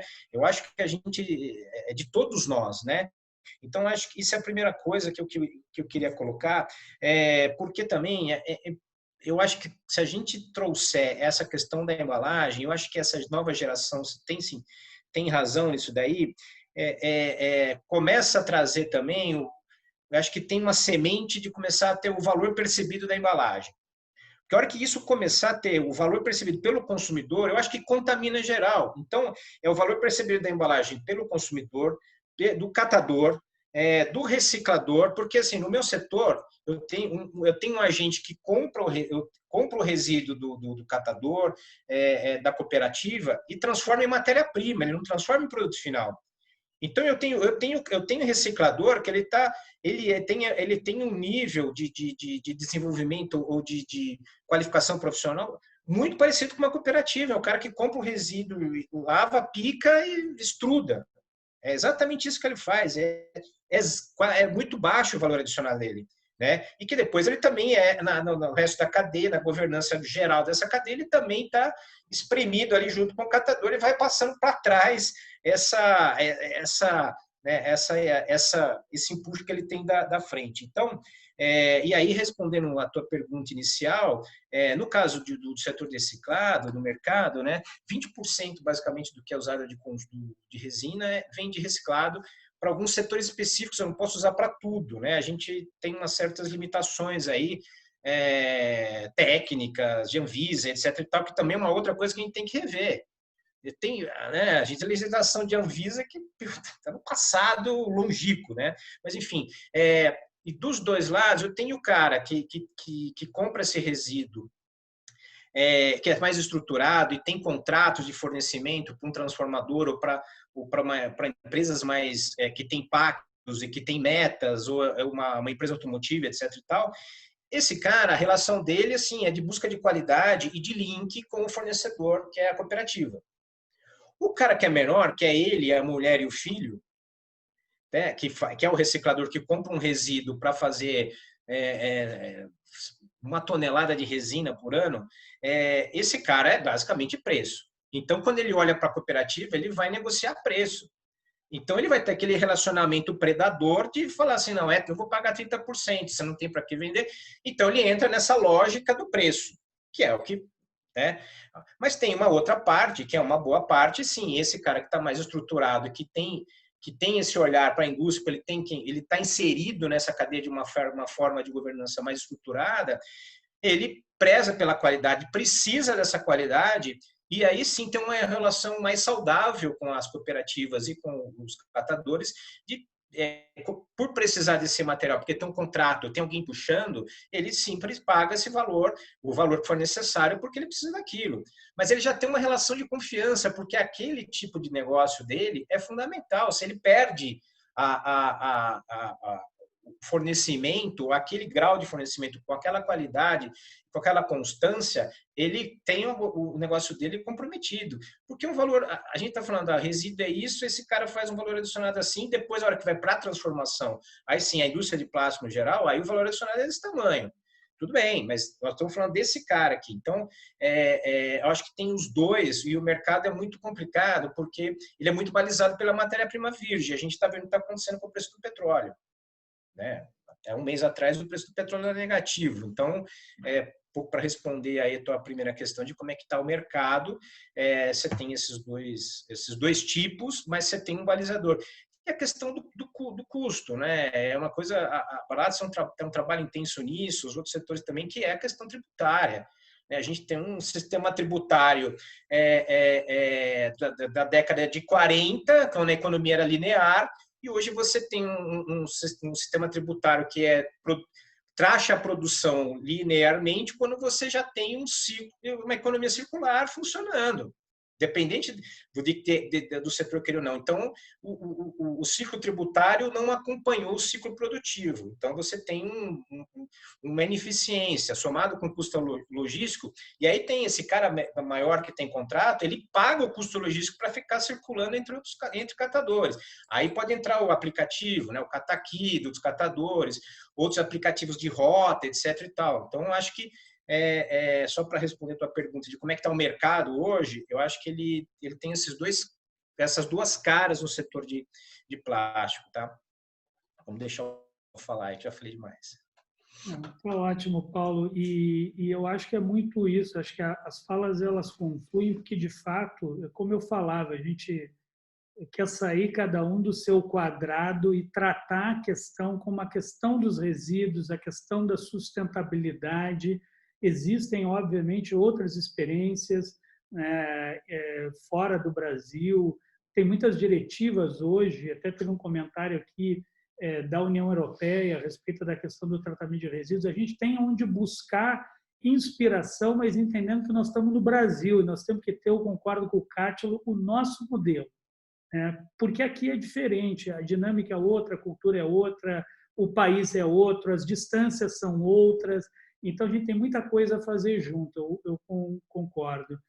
Tá ótimo, Paulo. Vamos ver a Ana Paula agora, então, aí com as mesmas questões para ver as contribuições da Bividro. Bom, eu costumo dizer que o vidro é patrimônio do vidro, duas coisas que acabam sendo integralizadas na equipe que representa a Bividro, que é a resistência e a transparência. Então, vou eu mais uma vez colocar o dedo na ferida de algumas reflexões que a gente precisa fazer aqui, né? Eu concordo plenamente com o Paulo. A gente precisa trazer novas iniciativas de gestão de resíduos. Porque eu fico olhando as iniciativas que hoje existem, são belíssimas. Os protocolos de intenção são eu li o termo de compromisso hoje e achei muito bacana o que está ali intencionado. É como o Pacto Global. As 10 ODS do Pacto Global são maravilhosas. Agora, tem um gap enorme entre o que você pretende fazer e o que de fato é feito. Se a gente olhar esse valor que foi colocado no mercado com sustentabilidade e confrontar com a margem de lucro líquido das empresas, a gente tem que até sentir vergonha, porque, gente, as empresas ainda não conseguem, e eu acho que é um problema de maturidade, isso vai chegar aqui, mas aqui no Brasil as empresas ainda não conseguem integralizar a questão da sustentabilidade como um custo. É um custo, você precisa mitigar a sua atividade industrial. E hoje, ainda no Brasil, as empresas ainda têm essa dificuldade de internalizar isso. O departamento de sustentabilidade ele está mais associado a ações de marketing do que o procurement, que é o departamento de compra e tudo mais. E isso precisa ser feito, esse movimento precisa ser feito. Com relação ao vidro, por que eu falo isso, gente? Porque o vidro, como a cadeia é menor e mais curta e os players são menores, fica bem claro o que eu estou dizendo aqui. O vidro, 80% do vidro hoje que é colocado no mercado é retornável. Então, ele tem a lógica de ida e a lógica de volta. 20% mais ou menos, um pouco menos, é de vidro descartável e é esse vidro que vai parar nas cooperativas e vai parar na reciclagem. E por que todo mundo sempre questiona o seguinte, mas por que o vidro paga tão pouco? O vidro paga tão pouco, em primeiro lugar, porque hoje o único investidor real na cadeia de vidro é o valor do material, é quem compra o vidro. E o vidro é comprado pelo valor que compete com a matéria-prima. A matéria-prima que entra na fábrica de vidro, falando de economia circular, 100% do vidro que é produzido pode virar vidro outra vez. Ele entra no forno, sai com a mesma qualidade e, para ser sincera, ainda diminui. Quanto mais caco de vidro a gente puser num forno de uma indústria vidreira, a gente diminui a questão de energia, diminui o consumo de matéria-prima, diminui emissões. Então, é uma atividade em si sustentável a questão da reciclagem de vidro. Do ponto de vista ambiental. Por que ela não se sustenta economicamente? Então, vamos lá. O vidro, 75% do vidro é feito de areia. A areia é um material absolutamente abundante na natureza e com baixo impacto de extração. Então, você vai lá, retira a areia, depois você recompõe ali a área de mineração, você não deixa barreira de mineração, você não deixa rejeito, não tem questão de água, não tem contaminação de água. Então, esta atividade de extração da areia é uma atividade barata, pouco custosa. O vidro, para voltar para a fábrica, ele tem que competir com esta matéria-prima, que é muito barata. Se ele não competir, se ele não estiver no mesmo patamar de custo, a indústria de vidro não vai comprar caco, ela vai comprar matéria-prima. Porque a reciclagem em si, gente, não pode ser vista como um favor. A reciclagem ela é uma atividade econômica. A gente precisa separar as duas coisas. A reciclagem da logística reversa. A reciclagem é uma atividade econômica, a logística reversa é um custo que precisa ser integralizado pelas indústrias que hoje fabricam, distribuem e comercializam os produtos. E isso hoje não é feito. Hoje, quem basicamente está arcando com o grosso da conta são os fabricantes de embalagem, que estão ali tentando mitigar o impacto, porque na hora que bate no aterro, não é, ou na cooperativa, na verdade na cooperativa dá para saber, o captador sabe isso melhor do que eu, que o Paulo, que o Cátilo, qual é o plástico XPTO que está lá na cooperativa, o vidro verde, o vidro branco, o âmbar, o captador sabe isso muito bem.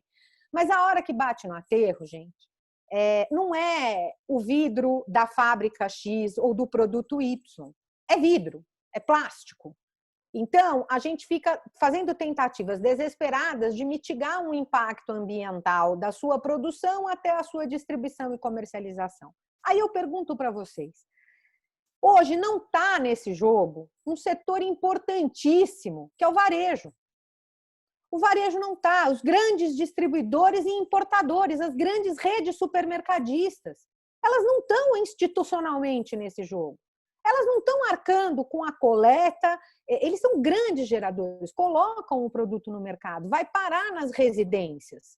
E este trabalho não é minimamente compartilhado com as grandes redes varejistas de comércio.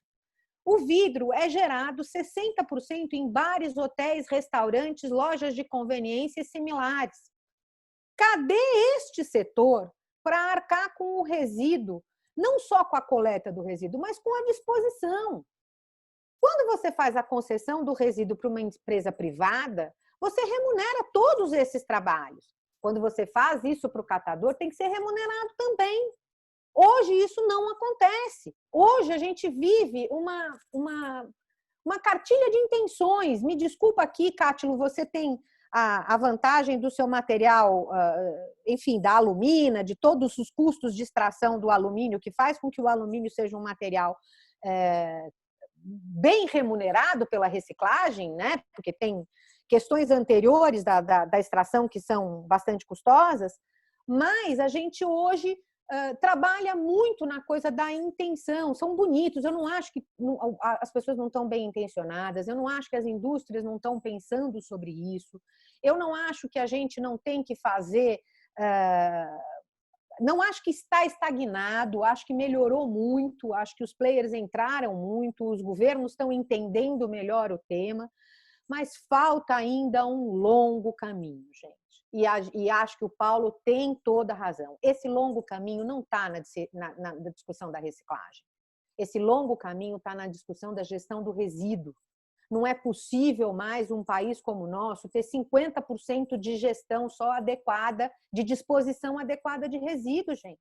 Nós temos ainda 50% do resíduo do país sendo jogado em lixão. Esta é uma grande questão hoje, que é uma questão nacional, e se a gente não enfrentar ela conjuntamente, e aí eu digo setor produtivo e governo, nós não vamos resolver o problema do resíduo no Brasil. A questão da reciclagem é um aspecto da questão do resíduo, e ela tende a se sofisticar e ter melhor qualidade e ser uma atividade melhor remunerada, se na ponta aqui o setor produtivo entrar com uma mentalidade de que é responsabilidade dele reunir este material e trazer de volta e levar até a indústria de reciclagem. Ele tem que chegar na indústria de reciclagem com um valor competitivo. Para isso virar um negócio, para isso remunerar a cooperativa, não tem sentido a prefeitura pagar a conta de luz, dar o terreno, não parar em pé a cooperativa. Por que não para em pé? Porque eles têm que prestar um serviço de ir lá buscar. Quando o catador chega para mim e diz, eu recebi uma doação de não sei quantas toneladas de vidro, agora eu só vou triar e vender. Eu falo, você não recebeu uma doação. Você recebeu um osso. O cara, para não pagar o aterramento daquelas toneladas, ele jogou aí na sua cooperativa. E agora quem vai fazer esse serviço é você, que vai deixar dele pagar R$140 de tonelada para botar no aterro, para botar lá na cooperativa, que vai ter que triar, transportar, levar para a indústria e ainda dar conta do rejeito do beneficiamento. Então, se a gente não pensar isso de uma forma totalizante, de uma forma holística, que eu acho que a pandemia veio para criar esse desafio para a gente, eu falo e repito, ela evidenciou chagas que já existiam.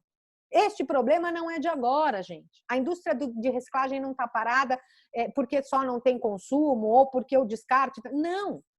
Ela já estava com muita dificuldade de se constituir.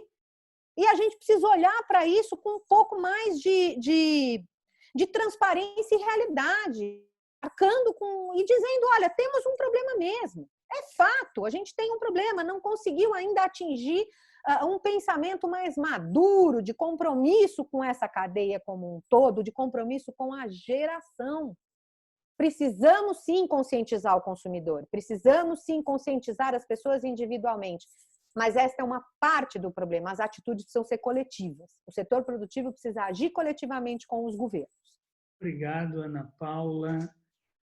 A gente vai ouvir agora o Roberto. A gente já passou um pouquinho do que a gente tinha planejado, a gente vai só ouvir o Roberto, que acho que a fala dele é super importante depois, né, Roberto, de ouvir tudo isso. Depois a gente vai fazer uma rápida rodada aqui de despedida aí de cada um, para a gente não estender demais para além do horário que a gente havia programado inicialmente. Roberto, fica à vontade aí para comentar aí essa nossa rodada aí. Claro. Acho que um baita, né? Acho que para uma semana do meio ambiente, né? Uma atividade dessa, um debate desse, né?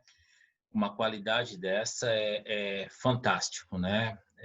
Quem diria, oxalá, quando eu iniciei meu trabalho lá atrás, lá 20 anos atrás, lá pudesse pensar em ter um debate, né? Nós catadores ter uma conversa, um debate tão avançado assim com o setor da indústria da reciclagem. Então isso para a gente é fundamental, né? O que eu gostaria, na verdade, de todas as falas aí que eu vim escutando, é dizer que, olha, nós catadores estamos na ponta, voltaremos a trabalhar, né? Estamos esperando, temos uma expectativa muito grande com a indústria nesse processo, né? Uma expectativa de parceria mesmo com a indústria, de participação, inclusive, nessas conversas, nessas discussões, né? Não só participações de palavra, mas participações financeiras também, que é bom, faz bem para as cooperativas, né? E eu acho que nós estamos no caminho certo, né? Eu acho que eu não vou entrar em muitas delongas, porque o evento já está, né, no seu tempo já passando o seu tempo, mas dizer que nós estamos no caminho certo, eu acho que esse evento é mais um evento que salta, né, nós catadores para esse elo da cadeia e para esse espaço de negociação, de conversa, de pensar nesse negócio, como esse negócio fica bom para todo mundo, né? Essa é a grande... Eu acho que esse é o grande debate, né? Como que o negócio fica bom para os catadores em cooperativas, os catadores avulsos, para os catadores, né, que estão em associação, para a indústria, para o governo, para a sociedade como um todo. Então, eu só queria mais uma vez agradecer, parabenizar aí essa grande iniciativa da Pragma e da ANCAT, né? E vamos em frente aí, que eu acho que tem um caminho enorme para a gente trilhar aí, com boas ideias aí futuras, que vão só crescer e melhorar, na verdade, a questão do meio ambiente para todo mundo. Obrigado.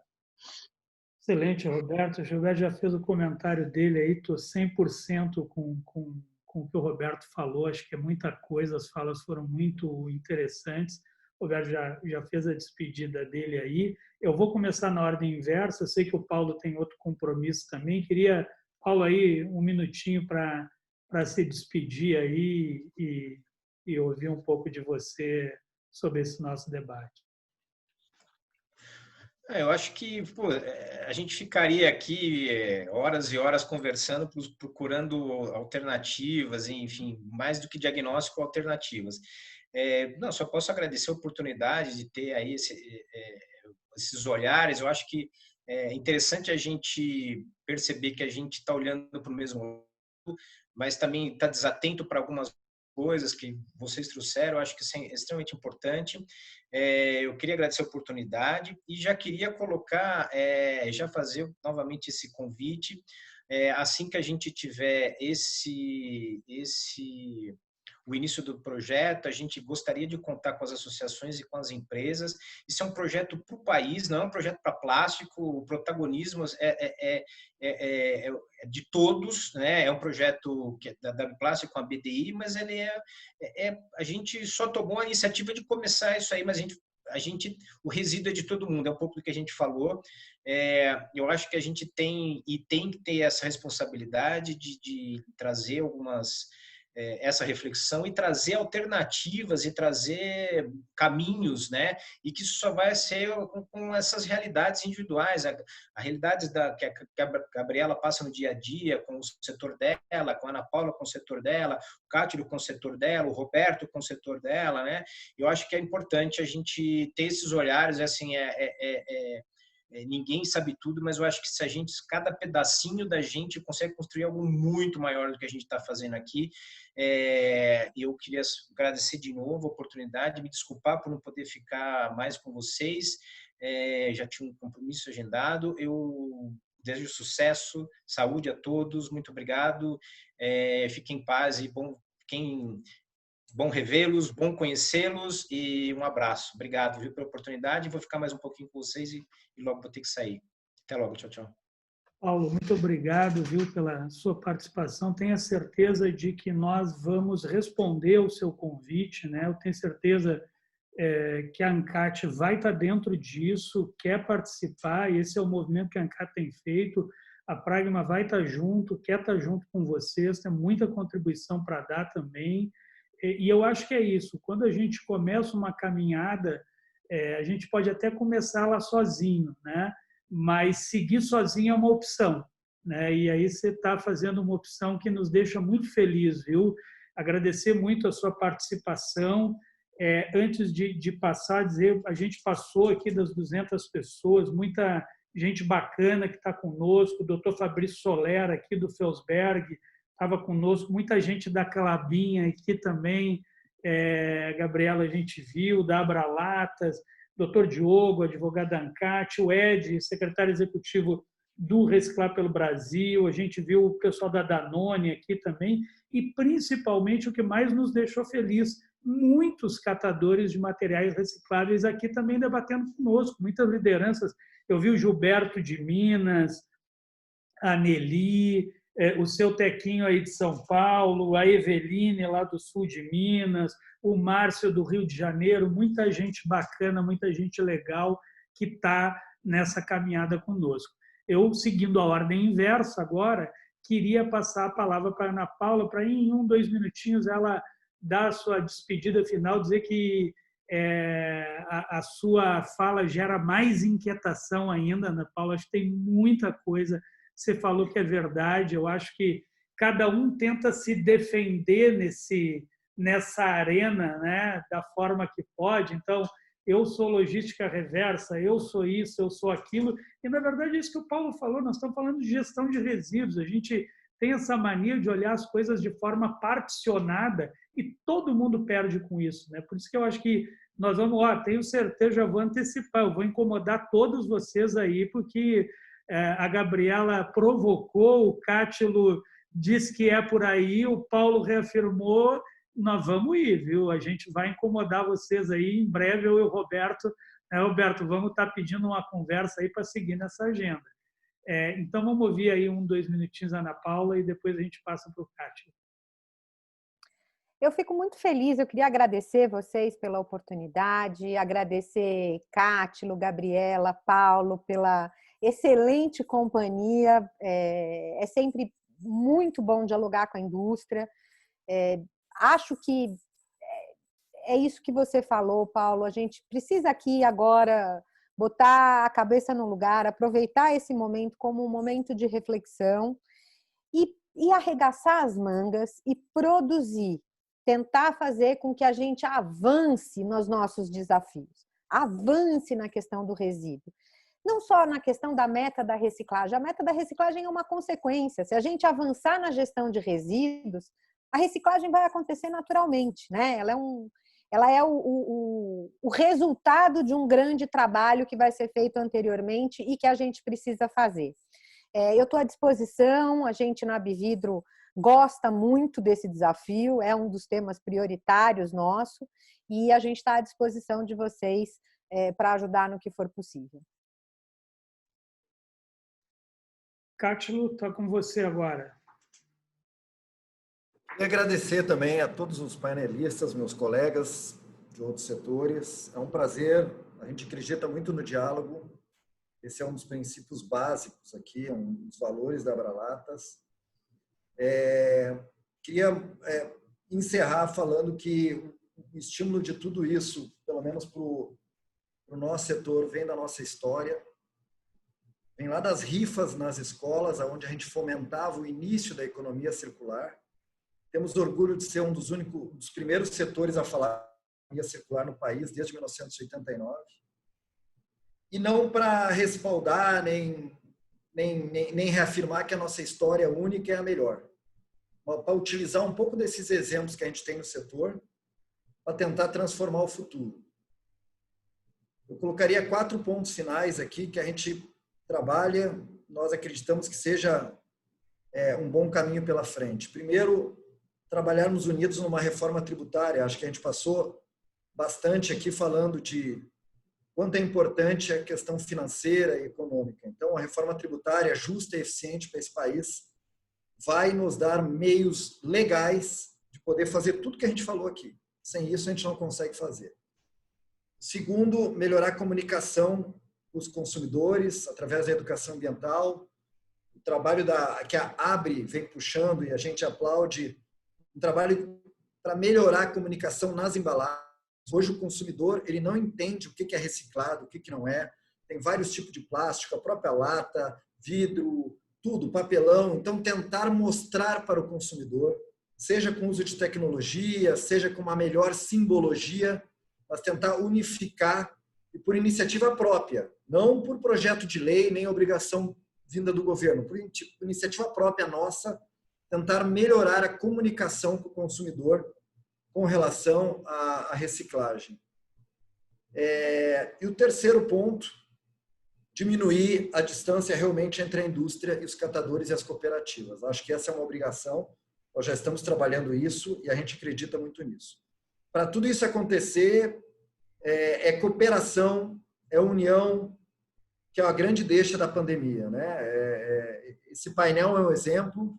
Eu acho que o que eu tiro daqui é que está todo mundo com a mesma intenção e está todo mundo do mesmo lado, que é em prol do meio ambiente. O meio ambiente é único. Não adianta a gente fomentar um programa aqui no Brasil se a Argentina não faz. O rio é o mesmo, o oceano é o mesmo, o clima é o mesmo, o céu é o mesmo.